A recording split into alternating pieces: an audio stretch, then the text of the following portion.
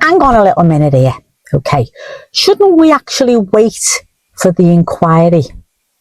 Now, this just come up after one of my viewers heard Jeremy Vine, the Jeremy Vine show, and what they were discussing was Nigel Farage and the rather eye-watering £5 million. And I thought, you know what? You're right, Graham, his name is. It's actually a fair question. Nigel Farage has just won his seat, hasn't he, back in Clacton. We know that. It's all over the news, isn't it? And now the Parliamentary Standards investigation into his £5 million gift has resumed, hasn't it? They've started that. They've made all the news about that rather than him winning. Now, before anybody starts shouting or in my comments saying, I'm not saying that, I'm not saying that Nigel Farage shouldn't be investigated. I'm not saying that at all. Of course he should. If there are any questions about whether something should be, should have been declared, then yeah, it should have been declared and investigated. That's what the standard process is there for. But here's my question. Why are we talking about the inquiry as though that it's already been investigated and they've made the verdict? It's already been delivered. Because an investigation is exactly that. It's an investigation, isn't it? It doesn't mean someone is guilty. And I can already hear some of you saying, well, Sue, what about Keir Starmer and the Lord Ali scandal? And you know what? I get it. I hear you. That's a fair point, a fair question, isn't it? Starmer faced a huge scrutiny, didn't he, over the gifts and the hospitality that was connected to Lord Ali. Remember Lord Ali and the scandal? And that's exactly my point. Well, I'm not saying leave Farage alone.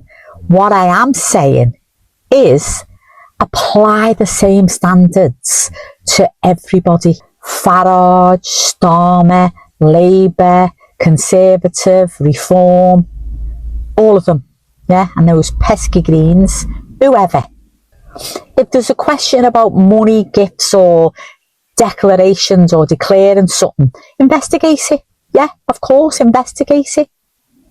Then publish the findings.